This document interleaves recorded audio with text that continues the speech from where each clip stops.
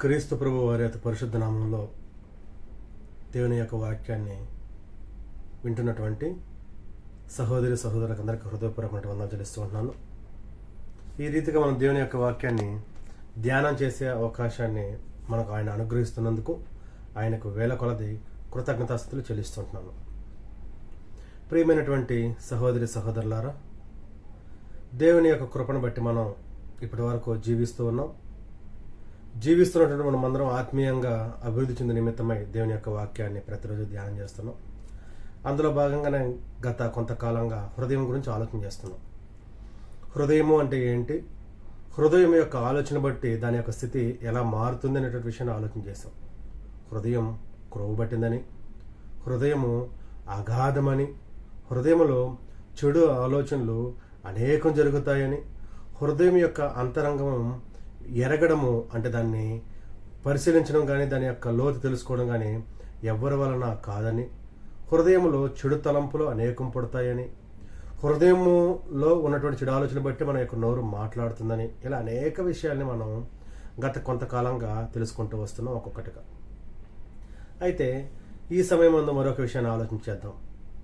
ఈ యొక్క స్థితి హృదయానికి ఎందుకు వస్తుంది మనం తెలుసుకోవాలి కదా.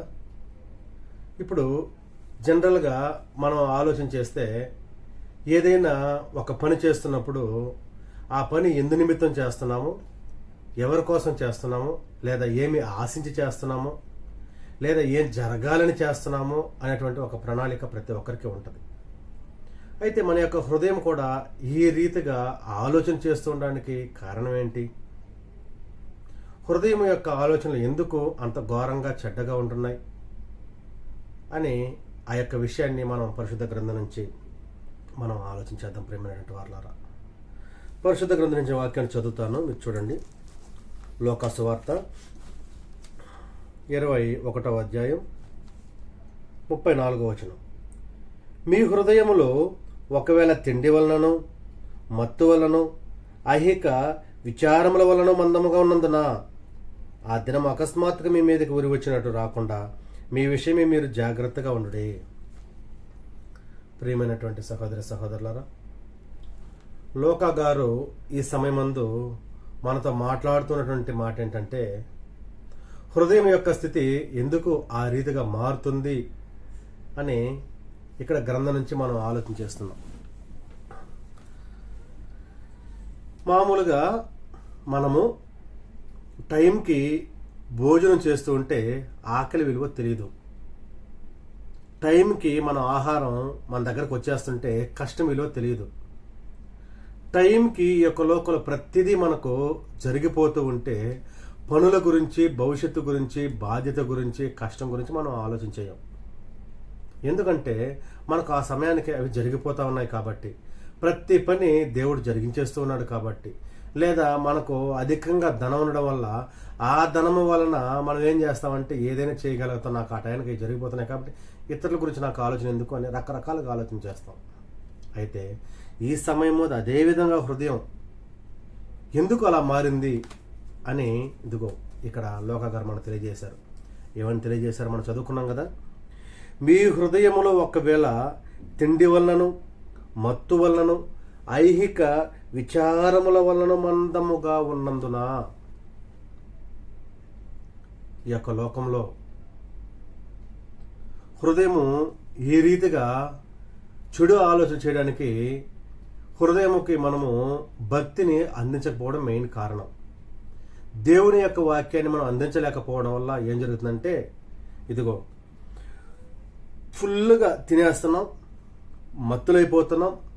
ఐహిక విచారములు అంటే ఈ యొక్క లోకంలో ఉన్నటువంటివి అన్నీ ఈ యొక్క ఇహలోక మాలిన్యం లాంటిది అన్నమాట. ఇవన్నీ మన యొక్క హృదయం యొక్క స్థితిగతుల్ని మార్చేస్తున్నాయి. ఫుల్గా తినేసినటువంటి వ్యక్తి ఏం చేస్తాడండి, తినింది అరగక పడుకొని దొరలాడతాడు, లేకపోతే వాకింగ్ చేస్తాడు, లేకపోతే జిమ్కి వెళ్తాడు. ఇలా రకరకాలైనటువంటి ఆలోచనలు చేస్తారు.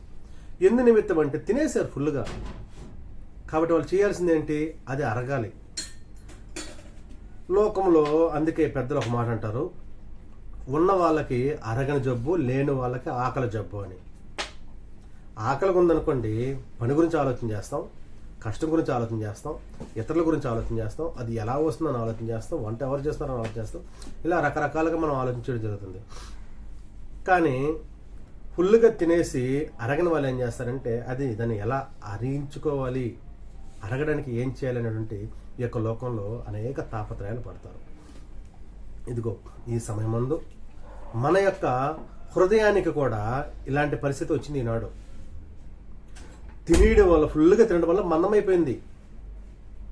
మనం మన యొక్క హృదయానికి ఏం కావాలో అది ఇచ్చేస్తున్నాం, దానికి పని చెప్పట్లే. ఆ తర్వాత మనం ఈ యొక్క లోకమైనటువంటి ఐహిక విచారాలన్నిటిని మనం మీద వేసుకుంటున్నాం. దానివల్ల ఏం ఆలోచిస్తుంది హృదయము? వాటి గురించి ఆలోచిస్తుంది, మంచి గురించి ఎక్కడ ఆలోచిస్తుంది? దేవుని యొక్క వాక్యాన్ని మనం మన యొక్క హృదయంలోనికి పంపిస్తే ఆ యొక్క హృదయము ఆ యొక్క దేవుని గురించి, రక్షణ గురించి, ప్రభువారిని గురించి, ఈ యొక్క లోకంలో మనం భక్తిపరులుగా ఎలా బ్రతకాలి అనేటువంటి వాటి విషయాల గురించి ఆలోచన చేస్తుంది. మనము దేవుని యొక్క వాక్యాన్ని దానికి ఇవ్వనప్పుడు అదేం చేస్తుంది? ప్రియమైనటువంటి సహోదరులు, మనం ఆలోచన చేయాలి. అదేం చేస్తుందంటే ఇదిగో ఈ విధంగా చెడు ఆలోచన చేస్తుంది.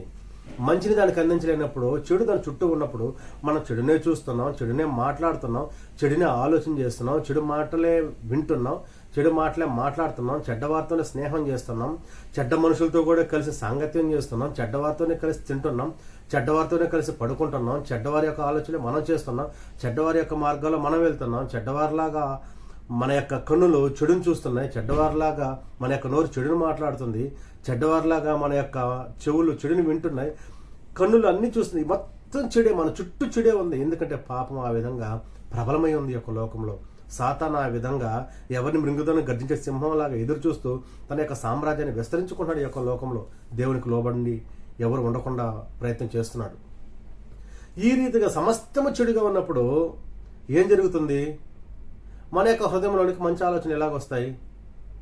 మనము కూడా మన యొక్క జీవితంలో ఇదిగో తిండి వలన మత్తులై ఉండకుండా, ఐహిక విచారాలకు మనం లోబడకుండా ఉంటే, వాటి గురించి ఆలోచన చేయకుండా మనము కూడా దేవుని యొక్క బిడ్డలతో సాంగత్యం చేస్తే, దేవుని వెంబడించిన వారితో సాంగత్యం చేస్తే, ఆరాధనకు వెళ్ళే వారితో సాంగత్యం చేస్తే, ప్రభువుని గురించి ఆలోచన చేసే వారితో సాంగత్యం చేస్తే, దేవుని యొక్క వాక్యాన్ని ప్రతిరోజు ధ్యానం చేసే వాళ్ళతో సాంగత్యం చేస్తే, పరిశుద్ధ గ్రంథాన్ని ప్రతిరోజు చదువుకునే వాళ్ళతో సాంగత్యం చేస్తే, ప్రతి ఆదివారము చర్చికి వెళ్ళే వాళ్ళతో సాంగత్యం చేస్తే, శుక్రవారం స్త్రీల కూడికి వెళ్ళే వాళ్ళతో సాంగత్యం చేస్తే, బుధవారం బైబిల్ క్లాస్కి వెళ్ళే వాళ్ళతో సాంగత్యం చేస్తే, మిగిలిన రోజులు దేవుని యొక్క కార్యక్రమాల్లో పాలుపంపులు పొందుకునే వాళ్ళతో సాంగత్యం చేస్తే, లేదా దేవుని యొక్క వాక్యాన్ని మొబైల్ ఫోన్లో కూడా ఎప్పుడూ చెడుని చూడకుండా దేవుని యొక్క వాక్యాన్ని చూసి అలాంటి భక్తి పరులతో మనం సాంగత్యం చేస్తే మన యొక్క హృదయము అదిగో మంచిగా ఆలోచన చేస్తుంది. ఎందుకంటే దేవుని యొక్క మాటలు మన యొక్క హృదయంలో ఉన్నాయి కాబట్టి. కానీ మన చుట్టూ సాతాన్ని పెట్టుకొని, సాతాన్ యొక్క క్రియలు పెట్టుకొని మన యొక్క హృదయం మంచిగా ఆలోచన చేయాలంటే ఎక్కడ చేస్తుంది? చేయదు ప్రేమైనటువంటి వారులారా. కాబట్టి మనము ఇదిగో మన యొక్క హృదయానికి పాడైపోవడానికి, చెడు ఆలోచన చేయడానికి ఈ రీతిగా మనం దాన్ని ప్రోత్సహిస్తున్నాం. మనం ఏం చేయాలి? ఆ రీతిగా ప్రోత్సహించకుండా, ఐహిక విచారాలు మన వైపుగా రాకుండా వీలైనంత వరకు వాటిని దూరం పెడుతూ దేవుని యొక్క వాక్యాన్ని మన యొక్క హృదయంలో పెట్టుకుంటే మిగిలినవి రావడానికి భయపడతాయి. చూడండి, జనరల్గా మనం ఇళ్లల్లో బాగా కొద్దిమంది గేట్ల దగ్గర కుక్కలు కాపలా పెడతారు. బివేర్ ఆఫ్ డాగ్ అని కొద్దిమంది రాస్తారు, కొద్దిమంది ఏమి రాయరు. కానీ వెళ్ళిన వాళ్ళకి ఒక భయం అనేది ఉంటుంది, కుక్క ఉంది అనేటువంటి భయం. లోపల మనుషులు వాళ్ళ పనులు అవన్నీ తర్వాత విషయం. గేట్ దగ్గరికి వెళ్తాను కుక్క ఉంది ఒక భయం ఉంటుంది. అది కరుస్తుందేమో, అరుస్తుందేమో. ఇదిగో మన యొక్క హృదయం దగ్గర కూడా, మన యొక్క హృదయానికి ముందు కూడా, మన యొక్క హృదయంలో కూడా దేవుని యొక్క వాక్యం పెట్టుకుంటే సాతాను భయపడతాడు. ఇదిగో వాళ్ళ దగ్గర దేవుడు ఉన్నాడు, వారి యొక్క హృదయంలో దేవుడు ఉన్నాడు, అది దేవుని నివాస స్థలం, మనం అక్కడికి వెళ్ళకూడదని సాతాను భయపడతాడు. అప్పుడు ఈ యొక్క చెడు ఆలోచనలు మన దగ్గరకు రావు. ప్రేమైనటువంటి వాళ్ళారా, మనం ఆలోచన చేద్దాం, పరిశీలన చేద్దాం, అవసరమైతే పరిశోధన చేద్దాం. దేవుని యొక్క వాక్యం మన యొక్క మనసులో పెట్టుకొని ఒకసారి ప్రాక్టికల్గా ట్రై చేద్దాం. ఇలా ట్రై చేశారనుకోండి, ఖచ్చితంగా చెడు ఆలోచనలు మన దగ్గరకు రావు. ఈ రీతిగా అందరము చెడు ఆలోచన నుంచి బయటపడి దేవుని యొక్క వాక్యాన్ని మనసులో ఉంచుకొని ముందుకి కొనసాగుతూ దేవుని బిడ్డలుగా వర్ధిల్లాలని ప్రేమపూర్వకంగా మీకు తెలియజేస్తూ ఉన్నాను. మీకు అందరికీ నా హృదయపూర్వక వందనాలు చెల్లిస్తున్నాను.